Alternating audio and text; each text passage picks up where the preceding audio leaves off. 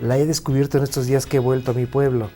Me cuentan de mi padre, yo recuerdo cosas de él, pero me cuentan todavía más ahora las cosas que él hacía respecto con la alimentación.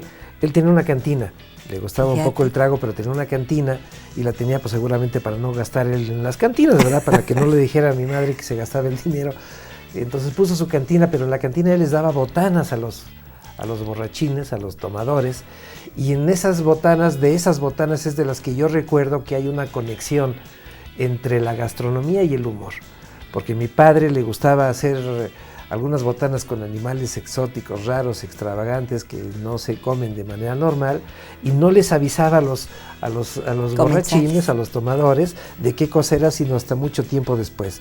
De modo que eso resultó ser anécdotas en el pueblo conocidas porque eran humorísticas, porque eran cosas a veces que no se pueden ni siquiera comentar muy fácilmente, lo que les daba de comer a los señores estos, y resultan ahora cuentos allí o historias en mi pueblo, y ahí yo encuentro el sentido del humor y la gastronomía. Y en mi vida, en lo personal, yo comencé a hacer cosas en la cocina a partir de que encontré el modo fácil, porque no fue por historia personal. Por historia personal no tuve mucho acercamiento a la cocina. Mi madre trabajaba, cosía costura, es decir, ropa, no cosía comida fácilmente, así que no tuve mucho contacto con eso, sino hasta que ya más o menos adulto tuve que hacer comidas para mis amigos, o invitarlos a mi casa a comer y comprar, que me resultaba muy caro, o mejor hacer yo la comida. Y encontré en ese tiempo, hace unos 10 o 15 años, salió una serie de libros que hoy ya se encuentran fácilmente en una editorial que se llama Trillas, que es La Comida Fácil. Creo que los vendían en los puestos de periódicos, había unos dibujos de Rogelio Naranjo. Muy bellos. Y dan recetas de la comida normal que comemos en México y se desarrolla de manera muy fácil. Y yo con esos libritos comencé a hacer mis comidas, que me resultaban muy económicas, amplias para mis amigos, y me empezó a gustar hacer de comer. No soy un exquisito para hacer la comida, pero me gusta más hacer de comer que comprarla. Ay, y cuando hago fiestas para mis amigos, yo digo que mezclo todo menos las corcholatas de las cervezas. O sea, esas las saco, quito un poco los alambres, todo lo que pueda molestar un poco, pero todo lo demás lo mezclo y queda bien, sale bien. ¿Por qué? Porque lo estoy haciendo y lo estoy probando. Yo ya casi, cuando llegan mis amigos, yo ya casi ni hambre tengo. Eso nos todo pasa, lo que estoy los haciendo, que nos gusta. Probándolo, pero me gusta mucho hacer de comer, más que ir a comprar cosas. Cuando voy a comprar cosas, yo digo, bueno, y eso que me lo venden tan caro, pues si yo lo puedo hacer. Entonces sí estoy vinculado un poco con la gastronomía, aunque sea casera, doméstica, nada más para mí. Pero ha de ser por toda esta historia que tengo anterior de mi padre, que es la conexión, te decía, con la gastronomía. Y con el humor, porque de dónde tengo yo sentido del humor, que es lo único que caracteriza mi trabajo, porque el dibujo dibujo tan feo que ahí sí no tengo ninguna vinculación con el arte, pero sí con el sentido del humor, con el hacer bromas, y en mi caso políticamente con burlarme del Aquí nos hace tanta poder, falta, y más en estos días. Bueno, es el humor el único que nos puede salvar, es un bálsamo. Porque es que los otros se burlan de nosotros también, ¿verdad? ¿Y por qué no nosotros? Yo creo que hay que tomarse la vida menos en serio, y ustedes y tú en particular nos haces mucho más llevadero, de veras, este libro es exquisito. A ver, yo siento que aquí hay pues podría decirse que hay una enseñanza que nos hace saber Jorge Ibargüengoitia, que donde uno pueden comer 2, 3, 7, pero no 100. ¿Cuál sería la tuya? ¿Cuál sería tu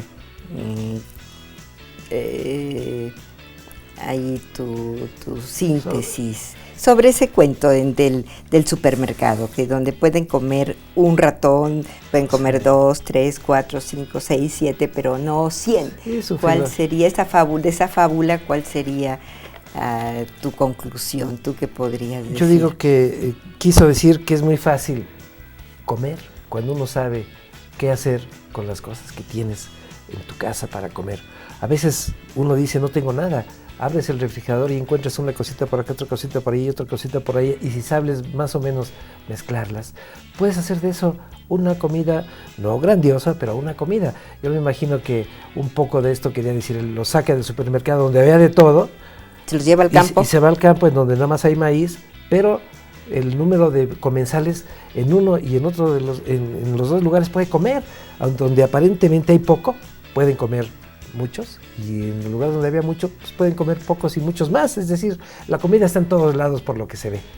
Así es, pues nos has dicho cosas muy interesantes y además esto viene pues muy a propósito de los días que vivimos, crisis alimentaria, y aquí nuestro público va a tomar en cuenta seguramente tus consejos de pues esta conclusión de una fábula tan sabia, y que así pues las mujeres con el musgo, los hombres, podemos multiplicar de alguna manera los panes con la imaginación, ¿no? Eso sí. Hay que tener tres cosas como ustedes la tienen: imaginación, imaginación, imaginación.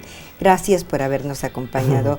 Hemos disfrutado muchísimo, y ese magú tan íntimo lo agradecemos. Y ahora vamos a invitar a nuestro público a que vea el segmento de Alejandro Ordorica, que nos tienen preparado algo muy interesante. Gracias.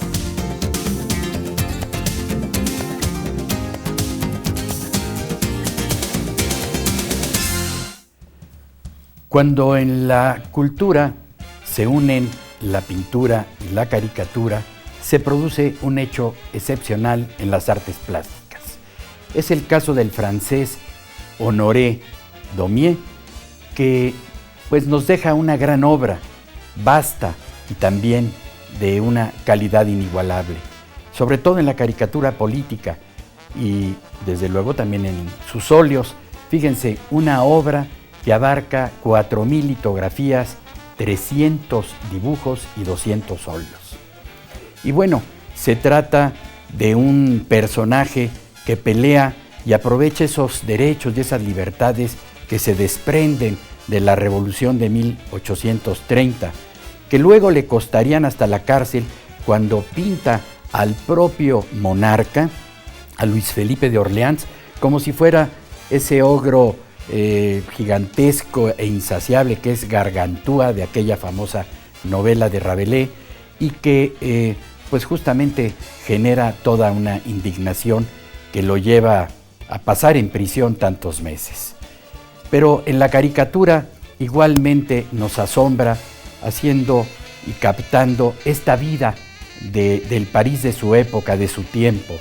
Miren, tan solo recordar estas caricaturas que publicó en diarios y revistas de humor satírico como La Caricatura o la Charivari, que quiere decir el relajo. Vaya, sería una apropiada traducción que podríamos hacer.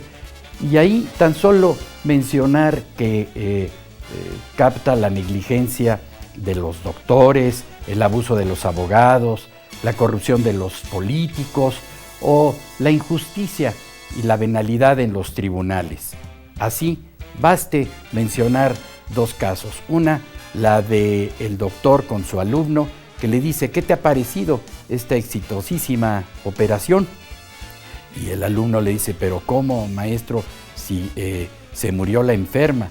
Y entonces él le contesta: bueno, pues algo teníamos que hacer. Si yo no lo hubiera operado, todavía estaría mucho más muerta. O también en un juicio, el abogado con su cliente, que le dice: pues ni modo, perdimos, pero de todas maneras yo estoy cierto que usted ha disfrutado la defensa que le hice abiertamente. Ese sarcasmo, esta ironía, esta sátira de los abusos, de las injusticias que se generan en el país de aquellos tiempos, y que lo pintan también a Daumier como un gran defensor de los derechos ciudadanos, pero es también él quien pinta esa vida urbana que la hace poesía, a veces con el saltimbanqui, con el luchador de feria, con el músico callejero, o adentrándose a tabernas, cafés y teatros populares. En fin, una obra inmensa y genial. Pero también en la pintura, ahí están la lavandera, ya en los óleos estoy ya prácticamente mencionando, más allá de la caricatura, o igual el melodrama, escenas de teatro, donde va y oscila entre lo trágico y lo dramático a lo sublime.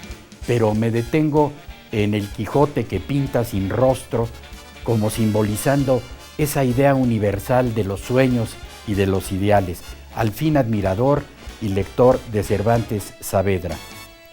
Y miren, cierro con aquello que mencionaban algunos hombres tan importantes, unos y otros de su época, como Baudelaire, que decía que en sus blancos y negros se adivinaba su riqueza cromática, o como el propio Balzac, que decía, ese joven tiene un Miguel Ángel adentro, bajo la piel, o Picasso cuando voltea y ve el dibujo, la pintura de la Capilla Sixtina, dice, pero si aquí está Daumier. En fin, un hombre que tenemos presente y que justamente ahora en el 2008, con motivo del bicentenario de su natalicio, seguramente vivirá más cerca y más intensamente con nosotros.